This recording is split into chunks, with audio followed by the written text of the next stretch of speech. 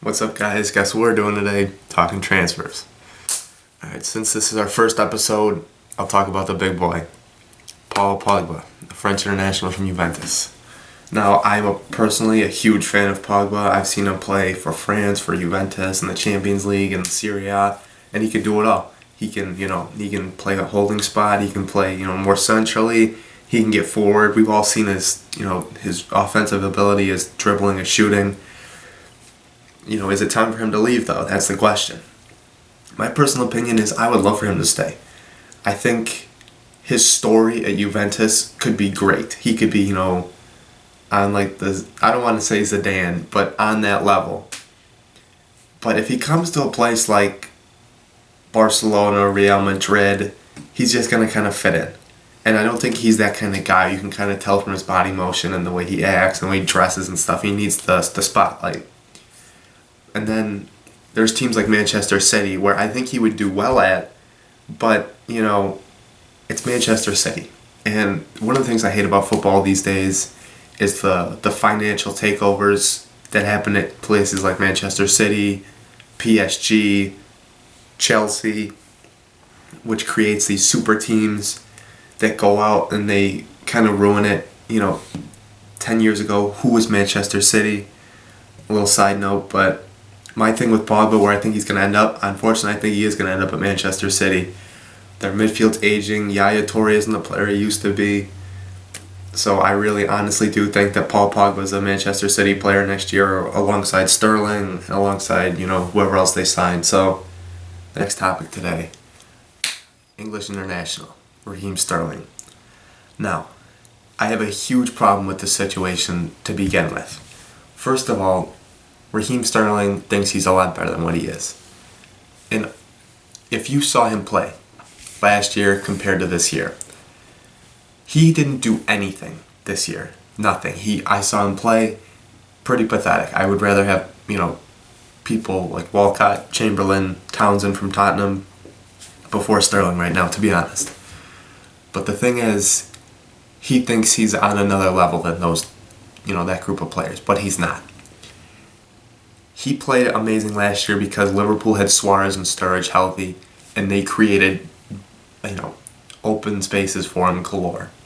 So now he thinks that he's some Gareth Bale or Cristiano Ronaldo that's going to go to Real Madrid for stupid money, get paid stupid money, and, be a, World 11 player every year. And he's not there yet. I'm not saying he can't get there because I honestly think he can. But again, I'm going to talk about Manchester City. If he ends up at Manchester City, he's just going to be another James Milner, Scott Sinclair, Mika Richards. That career just kind of went down the toilet when they got there. So my thing with Sterling is, why leave? You are the face of that club. You are making plenty of money. You're playing alongside Sturridge, who would, create space, helps you out. I understand that he probably doesn't like playing wingback in Rodgers' systems, but, Arsenal were interested apparently. Arsenal's got about 4 or 5 players at that position right now, so I really don't see them making a deal there. So, unfortunately, again with Sterling, I do think he's going to end up at City and just be part of a super team and just kind of blend in as an average player. Alright, our next move we're talking about today, Harry Kane to Manchester United. Personally, me being a die-hard Arsenal fan, only reason I have this shirt is because it was a gift from a friend. This move makes no sense. Even as an Arsenal fan, which I would love to see both of these clubs just crumble to the ground. And Harry Kane's, value and his worth, it's all about his youth and that he had one good season. Now, you want to talk about people having good seasons at Tottenham and then going elsewhere to play. There's this guy, his name's Gareth Bale, I think it is, who went to Real Madrid and kind of career went down the tubes a little bit. And Tottenham have had a history of letting players go. And my thing is, if they are finding these homegrown players, they have to keep them. They have to develop them, and they have to develop into stars and keep them at the club. Because right now they're becoming a club that just develops a couple guys, ships them off, makes a profit, reinvests. Reinvest in guys like sold. It was a good signing, but those first three were absolutely haven't done anything.